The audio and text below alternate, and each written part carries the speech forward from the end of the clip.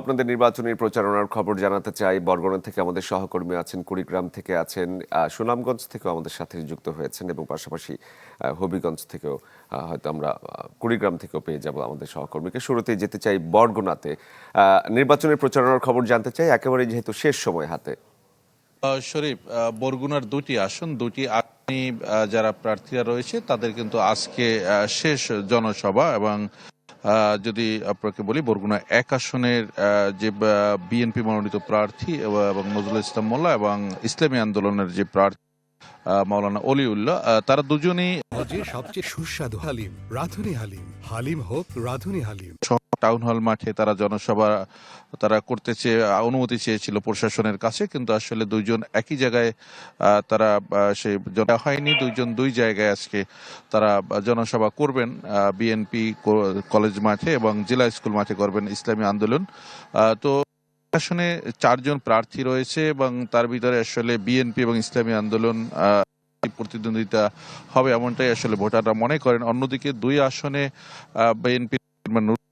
BNP মনোনীত প্রার্থী রয়েছে এবং তিনিও আজকে তার যেটি বেতাগী উপজেলা শুরা সদস্য ডাক্তার সুলতান আহমেদ রয়েছে, তারও জনসভা রয়েছে। এবং সর্বশেষ আসলে শেষ পর্যায়ে এসে আসলে প্রার্থীরা তাদের জনসভায় কত ভোটার আসছে, কি পরিমাণ লোক আসছে, কে কত আসলে জনগণকে সমাগম করতে পারছে, আসলে সেই ধরনের একটি প্রতিযোগিতা শুরু হয়েছে এবং সেভাবেই আসলে চলছে। তবে এখন পর্যন্ত এই জনসভা ঘিরে কোনো ধরনের বড় ধরনের ধন্যবাদ আপনাকে। দর্শক, বরগুনা থেকে আবু জাফর সালে যুক্ত হয়েছিলেন।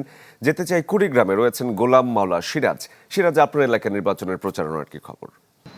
শরীফ, যেহেতু একেবারে ভোট গ্রহণ অনুষ্ঠানে খুব কাছাকাছি, অর্থাৎ আগামীকাল থেকেই কিন্তু প্রচারণা শেষ হচ্ছে, তো সব শেষে যে সময়টুকু পাচ্ছে প্রার্থীরা, তারা কিন্তু কাজে লাগানোর চেষ্টা করছে। আমরা গতকালকে সারাদিনে যেমনটা দেখেছি যে জেলার যে 4টি আসন রয়েছে, এই 4টি আসনের যে বড় দলের বা বড় প্রার্থী যারা রয়েছেন, তারা কিন্তু সবাই বড় বড় সমাবেশ করেছেন এবং আমরা রাত শুনেছি যে গভীর রাত পর্যন্ত কিন্তু নানাভাবে নানা উপায়ে ভোটারদের কাছাকাছি যাওয়ার চেষ্টা করছেন প্রার্থী এবং প্রার্থীর সমর্থকরা।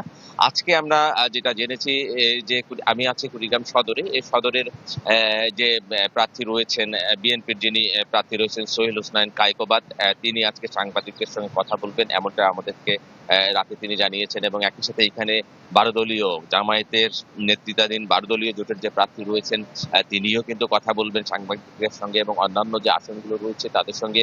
তারাও কিন্তু আমাদেরকে বেশ কিছু খবর জানিয়েছে। কালকে আমরা রৌমারীতে রাত্রিবেলা বিএনপির দুটি গ্রুপের ছোট একটি ঝামেলার কথাও শুনেছি। তারা যেটা আমাদেরকে বলেছিল স্থানীয় লোকজন, এবং প্রার্থীর সঙ্গেও কথা বলার চেষ্টা করেছিলাম আমি, সেখানে তাদের আসলে যে নির্বাচনী প্রচারণা, নিজেদের প্রচারণা নিয়েই দুই দলের মধ্যে একটু ঝামেলা হয়েছিল। আর আজকে সকাল 7টা থেকে আমরা যেটা দেখছি, প্রশাসনের যে কার্যক্রম, আজকে আমরা এখানে দেখেছি বিজিবি এবং সেনাবাহিনী, ম্যাজিস্ট্রেটের যে যৌথ বাহিনীর টহল, সেটা কিন্তু আমরা আজকে সকাল থেকে দেখছি। সবকিছু মিলে নির্বাচনে ভোট গ্রহণের সময় যত এগিয়ে আসছে, ততই কিন্তু ভোটের যে ছবি, সেটা কিন্তু আমরা দেখতে পাচ্ছি। শরীফ।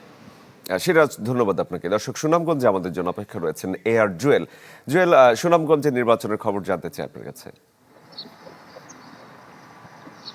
শরীফ, সুনামগঞ্জে 5টি আসনে প্রায় 23 জন প্রার্থী প্রতিদ্বন্দ্বিতা করছিলেন। গতকাল এক প্রার্থী সংবাদ সম্মেলন করে প্রত্যাহার করায় আজ এখন পর্যন্ত 22 জন প্রার্থী মাঠ চষে বেড়াচ্ছেন। আমরা দেখেছি আজকে বেশিরভাগ প্রার্থীরই গণমিছিল এবং শেষ সমাবেশ রয়েছে, যেহেতু আগামীকাল সকাল 7:30টায় প্রচারণা শেষ সময়। সেই ক্ষেত্রে আজকে বেশিরভাগ উপজেলা এবং প্রত্যেক প্রার্থীরাই কিন্তু আজকের শেষ মিছিল করছেন। আমরা দেখেছি গতকালকেও কিন্তু দিনভর হাওর অঞ্চলে প্রত্যেক উপজেলায় কিন্তু প্রার্থীরা গণসংযোগ, লিফলেট বিতরণ কিংবা সমাবেশ করেছেন। সুনামগঞ্জে আমরা দেখেছি প্রত্যেক প্রার্থী কিন্তু তাদের প্রতিশ্রুতি হাওরে দাঁড়িয়ে নিয়ে ঘুরছেন। এছাড়া যদি বলি, নির্বাচনের যে প্রশাসনিক যে এই সুনামগঞ্জে প্রায় 9টি উপজেলায় 89টি কেন্দ্রকে ঝুঁকিপূর্ণ উল্লেখ করে প্রশাসন ইতিমধ্যে আইন শৃঙ্খলা বাহিনীর প্রস্তুতি নেওয়া হয়েছে। এছাড়া 12টি উপজেলায় প্রায় 157টি দুর্গম, যেহেতু হাওর অঞ্চল, সেই দুর্গম এলাকায় কিন্তু ঘোষণা করা হয়েছে হাওরে। এছাড়া 170টি কেন্দ্রে সিসি ক্যামেরা স্থাপনের, যে 470টি কেন্দ্রে সিসি ক্যামেরা স্থাপনের প্রস্তুতি নেওয়া হয়েছে।